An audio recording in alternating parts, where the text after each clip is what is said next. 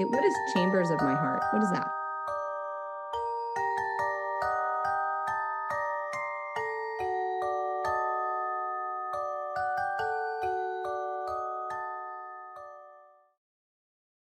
Hey guys, it's your humble host, or Kale if you prefer. So today we're gonna look at a creepy video. Just a small statement or comment. In general, I don't have anything against AI, but I think it's a tool that is greatly becoming and obviously used and abused, and people are becoming too reliant and dependent on it. And if you guys know anything about the CrowdStrike failure, which was a security system that took out a lot of websites and Microsoft applications, and then you had the AWS outage, I believe a week ago. There's boundaries to all these tools, and I don't mind having new tools.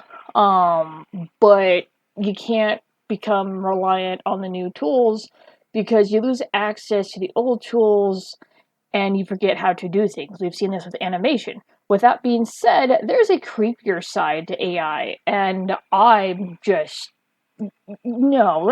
I'll show you. Just watch. Just watch. He's getting bigger. See? Oh, honey, that's wonderful. Kicking like crazy. He's listening.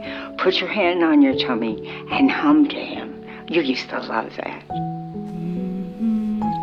So if you guys aren't picking up what's going on already, the caption is, what if the loved ones you lost could be part of our future? You have an AI-generated version of this woman's deceased mother, and she is talking to it as if the grandmother who is deceased is still there, and the AI version is real. Oh my gosh. Let's continue, and then I'm gonna make my statement here.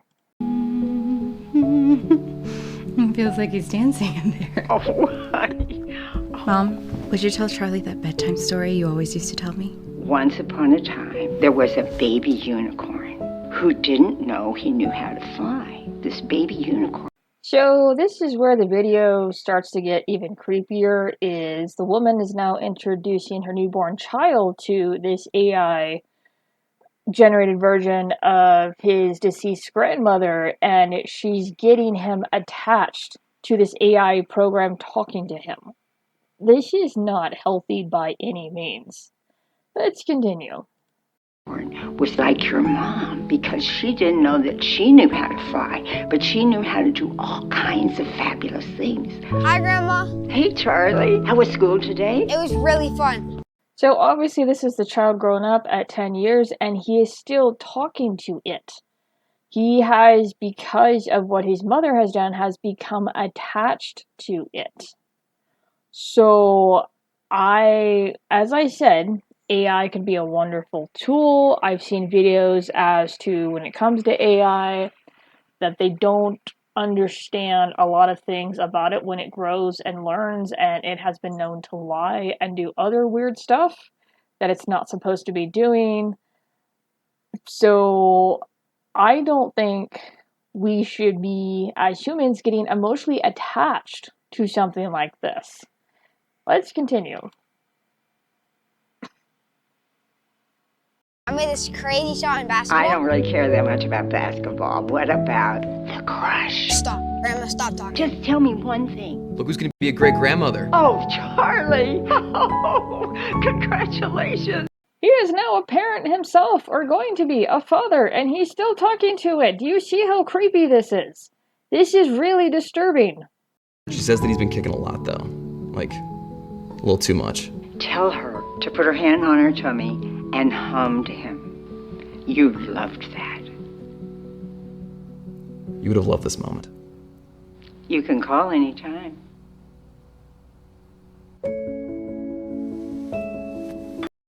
Oh, so they just have the video repeat. But do you see how creepy this is? Do you see how wrong this is? Because I've lost loved ones. I lost my sister over a decade ago. I've lost an uncle to cancer about 6 years ago. Yeah, it's a little over 6 years ago now. The anniversary was actually a few days ago. Anyway, so I know that they're gone. They're no longer on this planet. Their souls have gone to God. They are now in heaven and that sort of thing. They're no longer here. So if I saw an AI generated version of my uncle or my sister, I cannot tell you how unglued I would become very quickly, because you're disrespecting the dead at that point, and then you're also disrespecting other family members with doing this. They're gone. You have to let them go. A process with grief is you have to process it. You still love them. They're no longer here. They're a part of them is always going to be with you, but you do have to let them go. That the world moves on, and unfortunately, we have to move on when we lose our loved ones. It's not easy. It's not fair, but that is the reality of life, and I cannot. This is too much. I don't know if this is part of some darker agenda, and people want to say, well, you're going conspiracy theorist, where's my tinfoil? No, if you look at what's been going on in the media, what they've been pushing, our political landscape, there is an effort to pacify people, and this could very well be part of that. Let's look at some of the comments. So we have the creator, Callum Worley, co-founder of At2Y app, now in the Apple Store, and you can talk to Avatar Callum. Yeah, dude, no, creepy.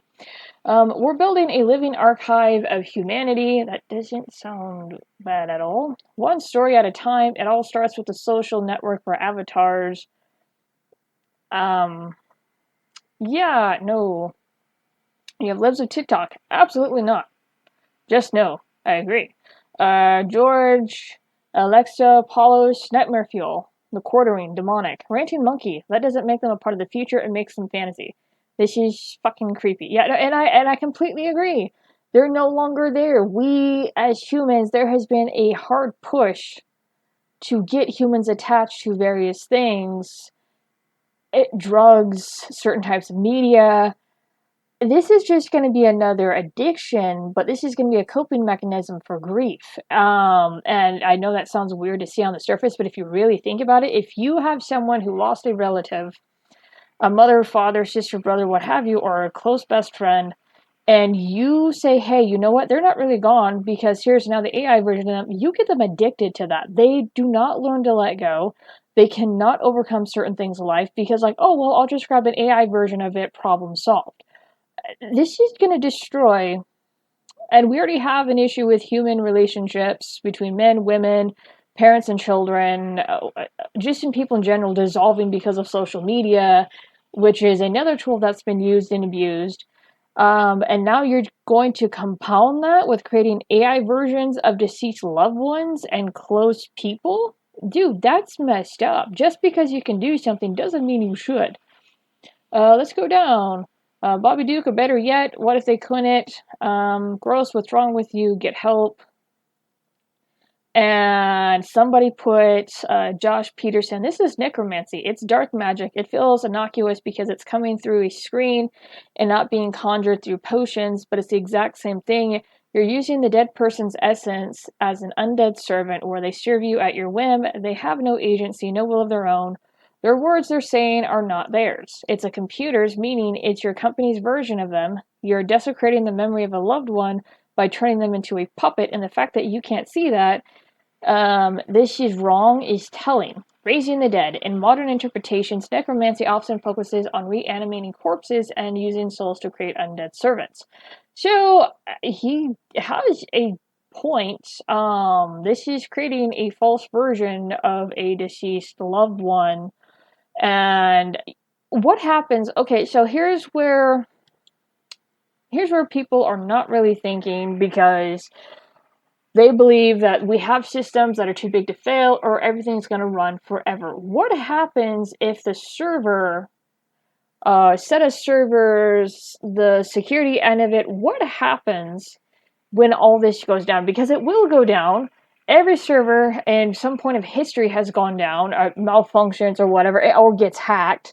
So what happens if somebody hacks these AI versions of deceased family members and close best friends, and really just starts having them say like these awful, awful things. Like, there's, again, just because you can do something doesn't mean you should. Boy. Another one. Sci-fi author. In my book, I mentioned the Torment Nexus as a cautionary tale. Tech company. At long last, we have created the Torment Nexus from classic sci-fi novel Don't Create the Torment Nexus. I'm not familiar with that book, or the movie, so I'm not sure. But do you guys remember, because it's kind of, maybe you can kind of link this is, do you guys remember like AI Robot with Will Smith? And everybody pretty much lived in these vessels and communicated with each other through like a robot version of themselves or who they wanted to be, robot style. And Will Smith, or no, it's not Will Smith.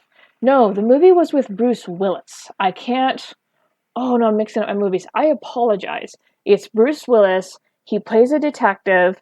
And at first he was using his robot version. It was a younger version of himself. And I do not remember the title, but it was a really good movie. And his wife was also using a younger version, robot version of herself. And at the end of this movie, Bruce Willis sees like how desecrated the society is because of these stupid robots and these servers.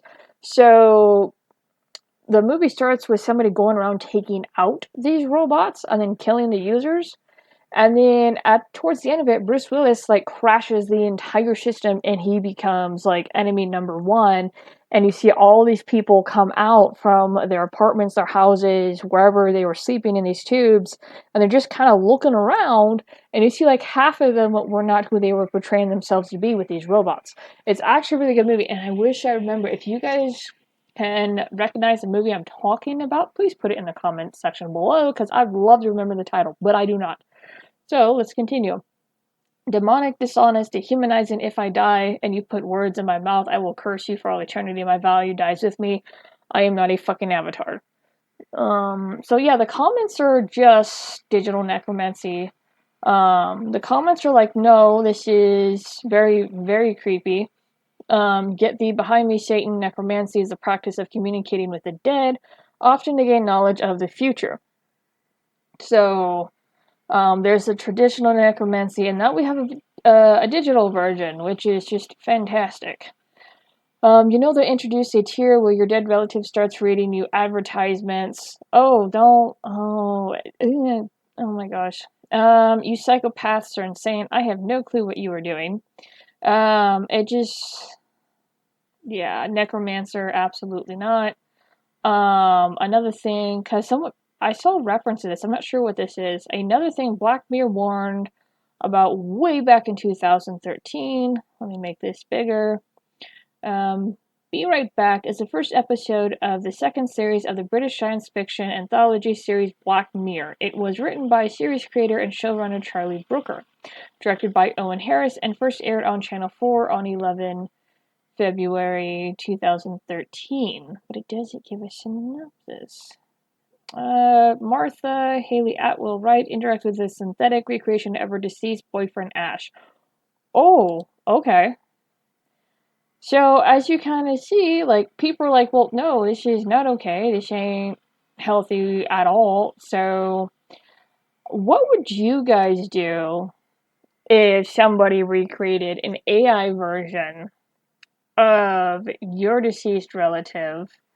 What would you do if you were sent something like this and you had an AI version of someone you were close to, family member, spouse, friend, whatever, and they just started talking to you on their phone and you knew they were gone? Like, what would you guys do at that point?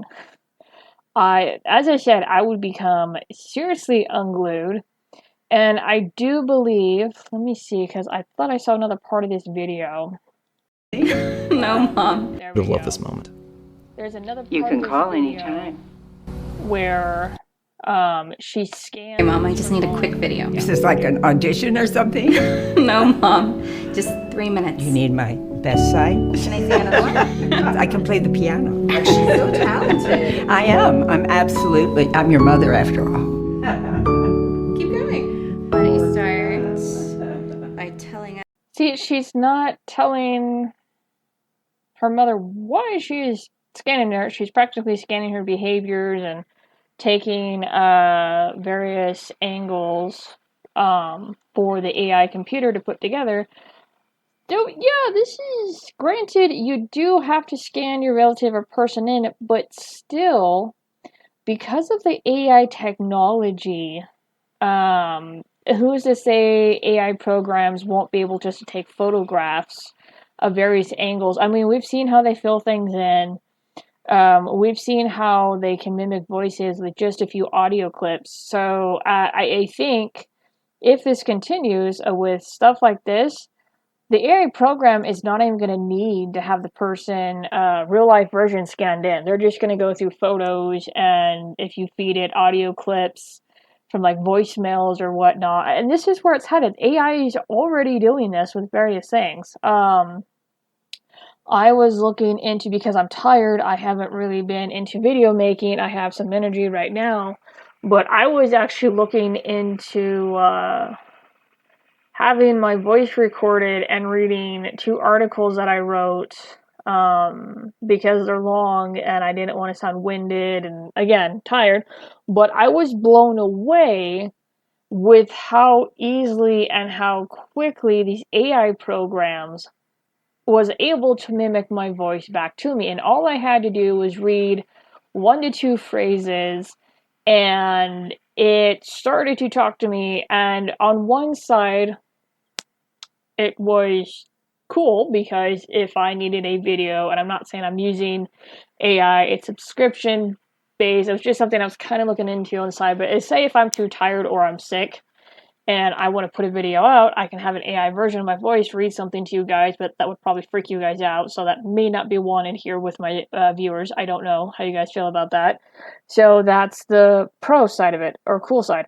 The con side of it is my voice would now be in a catalog of millions and millions of other voices that could possibly be sold to someone else and make me say stuff that I wouldn't say at all.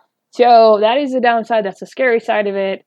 But again, AI is a tool, but it's a tool that's getting used and abused, especially with this. This is so unhealthy, and you make people too reliant on certain things, and then you get them emotionally attached, and then they don't process their grief when it comes to loss. And that is a big thing that needs to be learned. Again, life's not fair. It sucks. I wish my sister was still here. I wish my uncle was still here. But they're not, and I have to move on. I have to move on with my life. And that's healthy. That's normal. This AI crap, this is not. This is creepy. But they're going to continue to push and do this anyway, and it's going to become more advanced. So be careful when it comes to AI, and I'm going to encourage my viewers, stay away from this. I know loss is hard. I know dealing with grief sucks.